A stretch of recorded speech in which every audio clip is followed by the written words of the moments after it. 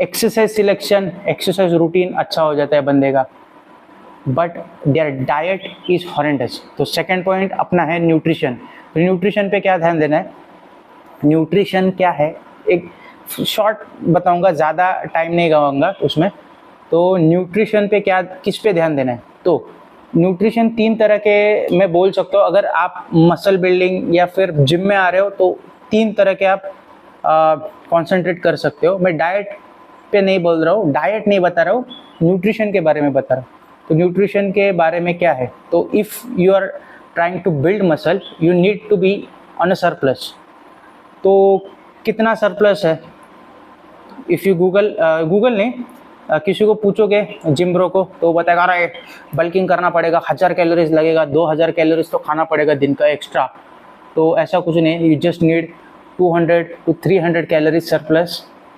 और वो भी आपको नहीं करना है, क्योंकि तो आपको मेंटेनेंस पे जाना है। तो आपको क्या करना पड़ेगा, जितना आपका डेली कैलोरिक इंटेक है वो कैलकुलेट करना पड़ेगा और उसके हिसाब से खाना पड़ेगा। फिर भी आप मसल बिल्ड करोगे if you have proper amount of body fat. तो अगर 8 से 15% बॉडी फैट रहेगा ना, तो आप मेंटेनेंस पे भी मसल बिल्ड कर सकते हो। उससे ज़्यादा बॉडी फैट रहेगा तो डेफिनेटली आप बिल्ड करोगे, but you will be fat like me. तो वो एक चीज़ हो गई। तो ये कैलोरीज के बारे में हो गया। और आप अगर कटिंग कर रहे हो, सॉरी मैं एक चीज़ भूल गया था, तो कटिंग कर रहे हो तो कितना मतलब क्या है, क्या करना पड़ेगा। तो कटिंग मतलब जो, अगर आपका डेली कैलोरिक इंटेक 2000 कैलोरीज है और आपको वेट लॉस करना है तो क्या करना पड़ेगा, तो 200 कैलोरीज या फिर 500 कैलोरीज का अगर आपने डेफिसिट रखा तो आप दिन में 1500 कैलोरीज ही कंज्यूम कर रहे हो या फिर 1800 डिपेंडिंग ऑन योर डेफिसिट। तो अगर 500 कंसिडर करेंगे तो 1500 खा रहे हो और 500 कैलोरीज कम खा रहे हो। तो वीक में यू शुड एस्टिमेट कि 0.5 ग्राम, तो sorry 0.5 kilos, not 0.5 gram, 0.5 kilos आप कम कर रहे हो वीक में।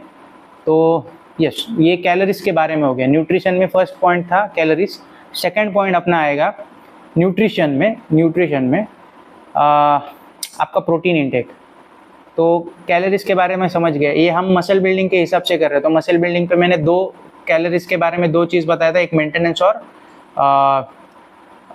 सरप्लस पे। तो सरप्लस 250 कैलोरीज और मेंटेनेंस है, उस पर कुछ कैलोरीज आपका जितना डेली कैलोरिक इंटेक रहेगा उसके हिसाब से। तो सरप्लस पे या फिर मेंटेनेंस पे आप अगर हो तो कितना प्रोटीन इंटेक करना चाहिए। तो एक जनरल गाइडलाइन होती है both for vegetarian and non vegetarian consumers. तो अगर वेजिटेरियन सोर्सेज से खा रहे हो, नॉन वेजिटेरियन सोर्सेज से खा रहे हो, मैक्स आप 2 से 2.2 ग्राम पर किलोज ऑफ बॉडी वेट। तो 1 किलो अगर आपका वेट रहेगा तो 2 ग्राम आपको खाना पड़ेगा या फिर 2.2 ग्राम, जैसे आपको करना है। But 2 gram is more than sufficient per KG of your body weight. तो हाँ, तो आप वेजिटेरियन सोर्सेज खा रहे हो, नॉन वेजिटेरियन सोर्सेज खा रहे हो, चलेगा 2 ग्राम पर। अगर आप 2 ग्राम खा रहे हो it's more than sufficient for both the sources. तो आपको बायो अवेलेबिलिटी जो बोलते हैं ना, वो सब सोचने का ज़रूरत नहीं है। अगर पैकेट पे लिखा, मतलब न्यूट्रिशन लेवल पे लिखा है कि भाई इतने ग्राम में इतना ग्राम प्रोटीन है, you don't have to worry even if it is vegetarian source. तो आपका ज़्यादा सोचने का ज़रूरत नहीं है उस पर। तो 70, if you are 70 kilos then आपको खाना है कितना, 140 ग्राम्स ऑफ प्रोटीन बराबर। और कैलोरिक लिमिट पे, एक्सेस कैलोरीज नहीं खानी है। तो 140 ग्राम के ऊपर खा रहे हो, वेल एंड गुड। अगर आप 70 किलोज के हो तो उसके अंदर थोड़ा बहुत चल जाता है, उतना कुछ सोचने का ज़रूरत है नहीं। और उतना 2 ग्राम पर केजी आप अगर हिट नहीं कर पा रहे हो then try to hit at least 1.5 to 1.6। ये लोअर लिमिट पे है and it will build muscle depending on your genetics, but it will definitely build. तो मैं सजेस्ट करूँगा 2 ग्राम्स, क्योंकि प्रोटीन की नहीं, जो फूड सोर्सेस है उसकी कैसी क्वालिटी रहेगी, उसमें क्या टाइप का प्रोटीन रहेगा, कौन से एमिनो एसिड मिसिंग है, वो एग्जैक्टली हम लोग नहीं बता सकते। एक लमसम लमसम एस्टिमेशन रहता है, उसके हिसाब से वो लिखा रहता है, तो 10 to 20% एरर चांसेस रहते हैं। तो ये हो गई न्यूट्रिशन में सेकंड पॉइंट अपना हो गया प्रोटीन इंटेक का। तो थर्ड पॉइंट होता है ना न्यूट्रिशन में, उस पर वो क्या होगा, थर्ड पॉइंट न्यूट्रिशन का है कि आपको मैक्रोस और माइक्रोस, बचे हुए मैक्रोस और माइक्रो न्यूट्रिएंट्स, इसको भूलना नहीं है। तो यूजुअली गलती किधर होती है, जब भी आप डेफिसिट पे होते हो ना, तो माइक्रो न्यूट्रिएंट्स की कमी हो जाती है, जो कि अपने विटामिन्स, मिनरल्स, ये सब में कमी हो जाती है, and you get really unhealthy at that time. और बल्किंग के टाइम पे भी डर्टी बल्किंग करी कि you are going to screw your cholesterol limits. तो डर्टी बल्क मत करो, 200 to 200 to 300 कैलोरीज बस हो गया। हाँ, तो क्या बोल रहा था, हाँ अपना मैक्रोस और माइक्रोस भूलना नहीं है। तो विटामिन्स, मिनरल्स अगर नेचुरल सोर्सेज से ले रहे हो, लाइक वेजिटेबल्स और व्हाटएवर नेचुरल सोर्सेज है, उससे ले रहे हो, अपने कैलोरिक लिमिट में हो और उससे ले रहे हो, वेल एंड गुड। अगर कंप्लीट नहीं हो पा रहा है, जस्ट एक मल्टीविटामिन्स और मिनरल्स की जो टैबलेट्स होते हैं ले लो। कुछ ज़्यादा सोचने का ज़रूरत नहीं। It is, if your body needs them, it is going to keep them, if not it is going to throw them out.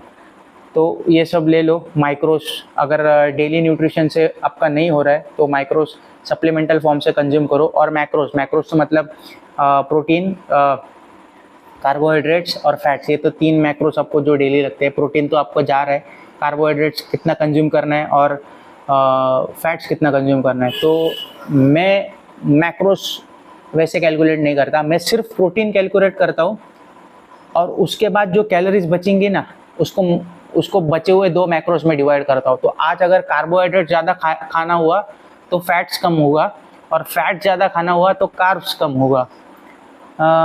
ये मेरे लिए जनरल गाइडलाइन है, और मुझे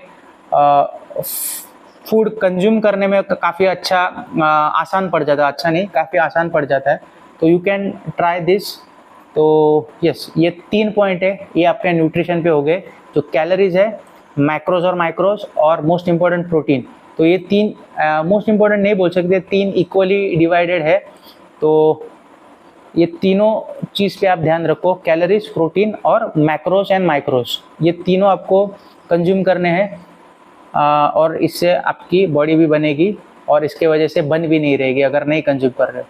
तो थर्ड पॉइंट है जहाँ पे आप किधर फेल होते हो कि उसके वजह से बॉडी नहीं बन रही है। तो मैं थर्ड पॉइंट बोलूँगा कि रेस्ट।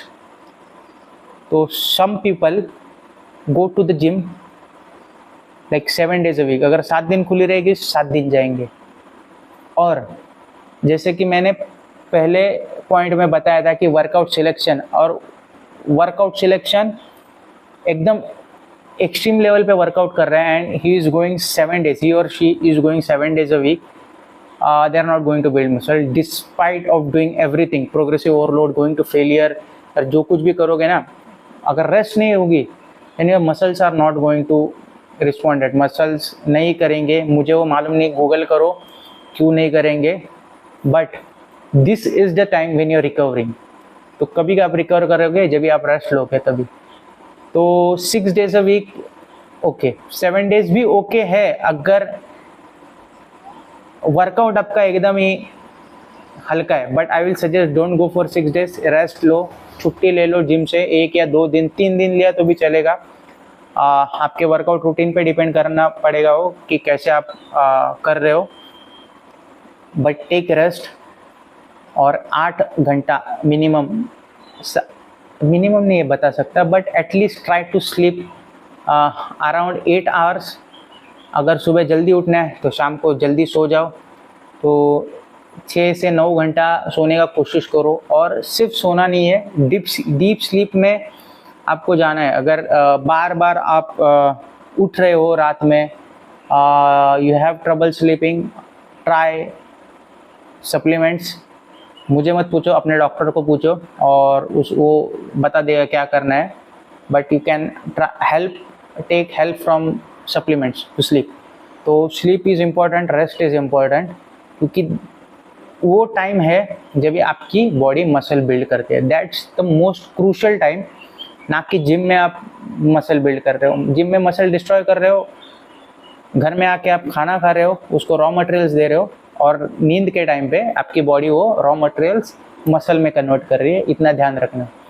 तो यस, ये 3 चीज़ करोगे you are going to build muscle. ये 3 चीज़ नहीं करोगे you are not going to build muscle.